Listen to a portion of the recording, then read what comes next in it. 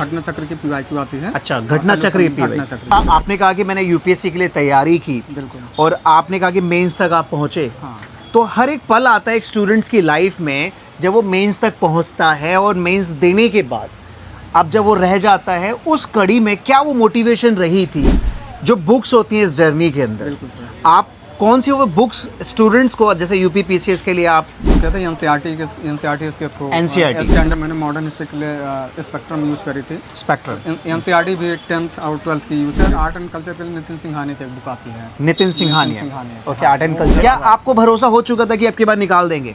आप देख रहे होंगे कि राय बुक शॉप में एक मिठाई का डब्बा मेरे हाथ में है, और ये डब्बा जब खुलेगा तो इस खुलने का मतलब ये है कि भाई एक और बच्चा जो है ऑफिसर बना है, अधिकारी बना है। और देखिए, अधिकारी बनने के पीछे क्या संघर्ष रहा है, आज हम पूछेंगे। अरविंद पाल हमारे साथ जुड़ रहे हैं। अरविंद पाल जी, सबसे पहले अपना मुंह मीठा कीजिए।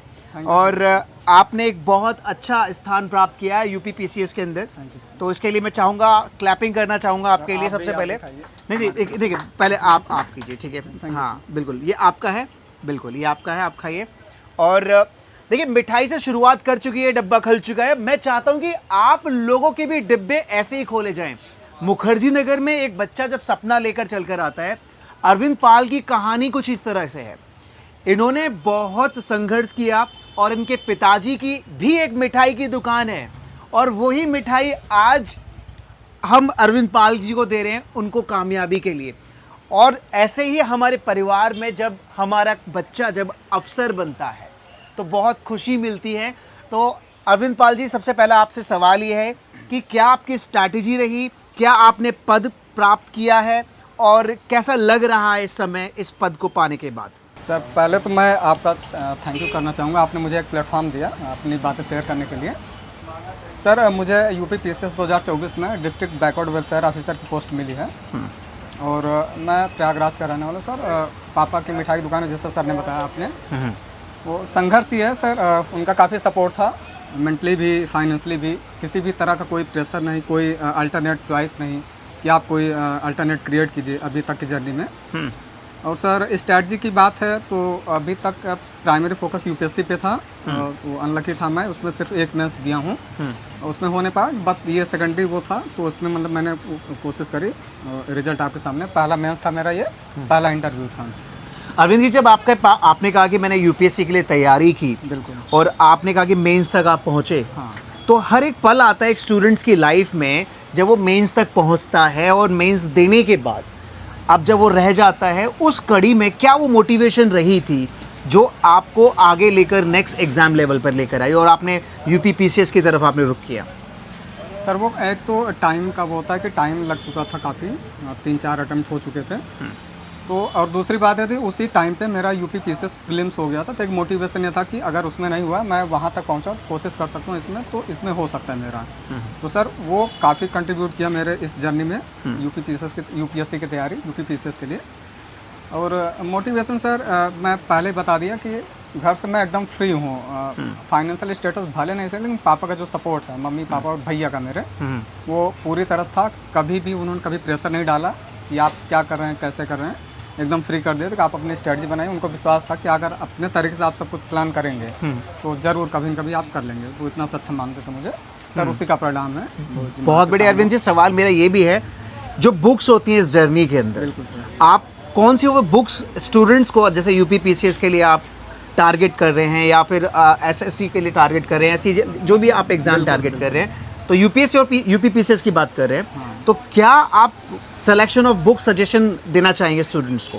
सर, मैं अपना पर्सनल ओपिनियन शेयर करना चाहूँगा, जो मैंने फॉलो किया था। वो चूँकि मैंने काफ़ी टाइम दिया, तो जो बेसिक सिलेबस है वो कवर कर चुके थे एनसीईआरटी के थ्रू, स्टैंडर्ड बुक्स के थ्रू। तो ओवरऑल ये सब करने के बाद जो फाइनल हुआ, वो पीवाईक्यू का कंट्रीब्यूशन मेरे जर्नी में बहुत ज़्यादा रहा, पीवाईक्यू का। ओके। तो इन सब एक बेस तैयार होने के बाद पीवाईक्यू मैंने वो किया, एनालिसिस करी, काफ़ी हेल्प करा उन्होंने। और मेरा मेंस का भी यही था, पीवाईक्यू जो घटना चक्र की पीवाईक्यू आती है। अच्छा, घटना चक्र की हाँ। तो कोई बुक भी आप बताएंगे, कोई मतलब कोई पर्टिकुलर बुक जो बच्चे ले पाएँ और उससे तैयारी कर पाएँ आपके हिसाब से?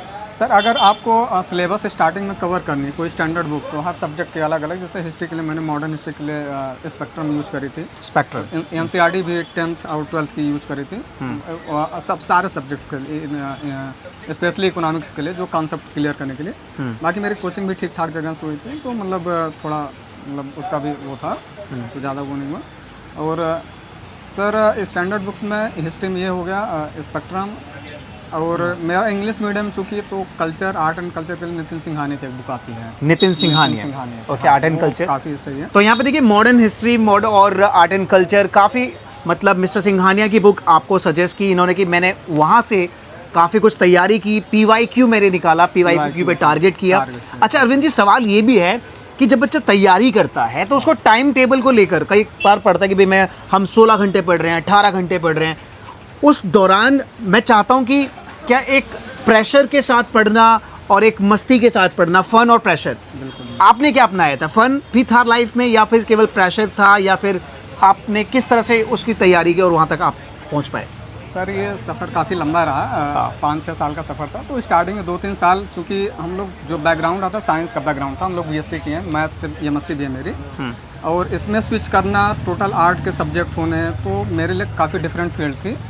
तो उसमें कोचिंग भी 1 तो 2 साल के टाइम लगा, लेकिन जो तैयारी थी वो शुरुआत में फन ज़्यादा था और सिंसियरिटी कम थी, लेकिन जब थोड़ा टाइम वो हुआ, फिर अभी सिंसियरिटी आई है, फन को कम किया गया है, बैलेंस, ओवरऑल बैलेंस। नहीं, जो पढ़ते समय आज जो आपने स्टडी करी उसमें कितना आप थोड़ा सा एंजॉय भी करते थे, केवल पढ़ना पढ़ना पढ़ना?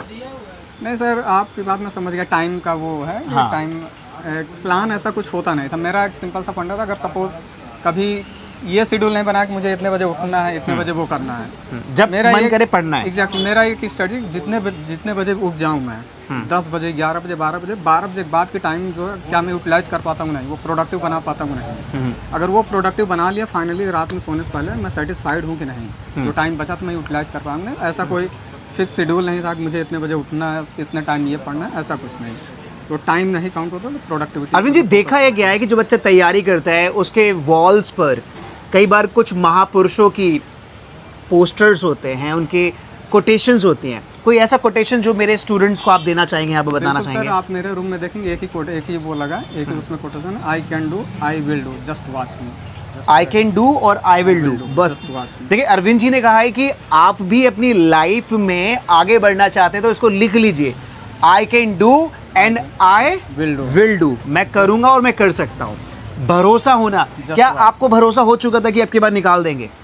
सर ये जर्नी ऐसे आप किसी से भी पूछेंगे, वो कभी श्योर नहीं बोल सकते कि निकाल ही देंगे, बट जो कई बार लगता है ना कि हम एग्जाम देकर आए तो हम कहीं ना कहीं एक्सपेक्ट करते हैं कि हमारा हो जाएगा। हाँ, वो फीलिंग आ जाती है, सेटिस्फैक्शन था इस लेवल। जब मैंने मेंस लिखा तो भी सेटिस्फाइड थे कि एटलीस्ट, जबकि यूपीएससी का लिखा था तो क्वेश्चन मेरे छोटे थे, नंबर थोड़ा कम था, तो मुझे लगा क्वालिटी सही है, मेंटेन है, अगर मैं क्वेश्चन अटेम्प्ट कर पा रहा हूँ तो वो मतलब हेल्प करेगा।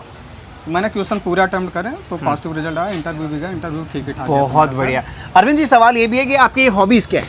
सर मेरी हॉबीज़ बहुत यूनिक थी, मार्शल आर्ट और calisthenics. Okay, martial art, great, बहुत बढ़िया।